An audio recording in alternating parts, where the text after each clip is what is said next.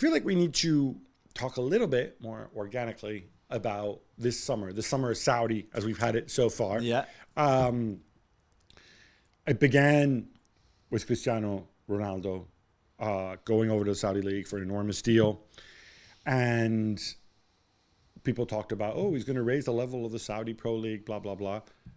And then since people are like, okay, whatever, right? Just, Cristiano making a lot of money because he's one of the GOATs. Yeah. But then since then, some serious money's already been thrown around, confirmed. We have obviously Karim Benzema. Yeah. We have N'Golo Kante. Lots of rumors and reports that Edouard Mendy's close, Ziyech is close, and so on.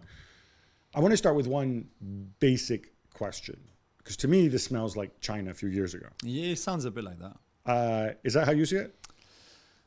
I don't think so. I think, China was like the Saudi League was a league with a lot of fans coming to see. I mean, you can argue about the level, what kind of level, what the equivalent would be in Europe, what kind of league, but it was a popular league with a lot of fans in stadiums. It was a league that, I thought, had the potential because of the money behind it to do that kind of stuff. China, I remember very quickly, they changed the rules a bit. You were then only allowed 3 foreign players. They wanted to develop more the Chinese players, etc., etc. I think the objective here is very different, right? But the same thing is you have got government or sovereign wealth funds who are directly involved, funds that are controlled by the government, directly involved trying to grow it. For me, the biggest difference why, and I speak of, economists talk about people called irrational actors, right? People who aren't, economics, rational. I get a return on my investment, usually in terms of money, well, sometimes it's in terms of influence or whatever. This to me seems irrational, because it's irrational in the sense you can't spend that kind of money and think that your league's going to grow to the point that you're going to get a return. For the simple reason that, as you said, this isn't like Saudi Arabia has 40 million people. China has more than 1 billion. Yeah. They're already football fans. You're not going to go and convert them maybe like the way they tried to do with MLS. They said, oh, let's convert baseball fans into football fans. No, it's not going to happen, right? There's only so much it can grow in terms of commercially to challenge the Premier League and the big European leagues commercially in terms of an actual business that, is more or less sustainable.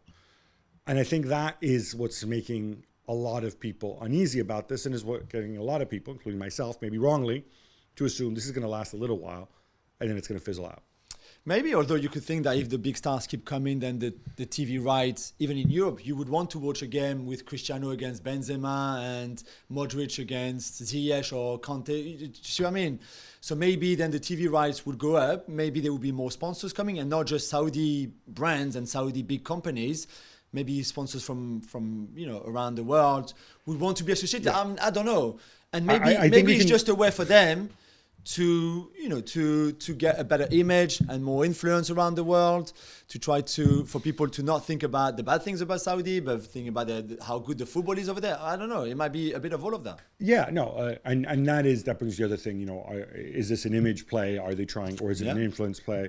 Personally, I don't really think it's an image play, because frankly, the more you're kind of in the spotlight, and we saw this with Qatar, right? Yeah.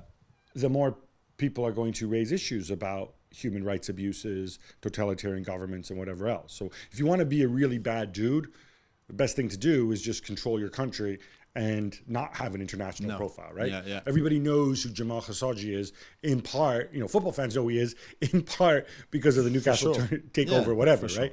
So I think there's going to be more questions asked there. In terms of influence, again, you're the world's largest oil producer. You're one of the biggest importers in the world. You're the major regional military power. I think you're the 3rd biggest weapons importer in the world. You have, it's not a problem for MBS to pick up the phone and call Putin or Biden and have them get on the phone with him, right? Yeah, no. So I don't know. Could you explain the latest controversy in a way is that the Saudis who own Newcastle and 90% of the shares might also be involved in the Chelsea takeover via Clearlake, and I think people are getting bugged up about that. So one of the things is the Public Investment Fund of Saudi Arabia, who own the majority of Newcastle, they are investors in Clearlake, which is this massive fund which has 60% roughly of the Chelsea shares. So the thinking is, is this a way for Saudi to kind of help Chelsea out by taking these players, Ziyech, Mendy, whatever, paying transfer fees? Chelsea obviously in a difficult financial position. Yeah. I don't think that's the case for the simple reason that Clear Lake is audited. Nobody at Clear Lake has more than 5% of the shares. Yeah. So PIF simply can't influence Clear Lake to that degree. Yeah. Would they want to do Bowley a favor for other reasons? Maybe, but again, you got to get a return somehow, right? You are running a business, right? And you want Newcastle to win more than Chelsea, right? If you're PIF. I would assume your brand is Newcastle. Exactly, yeah. Not Chelsea. Certainly more so. So anyway, it's complicated. We will be monitoring this story all summer long.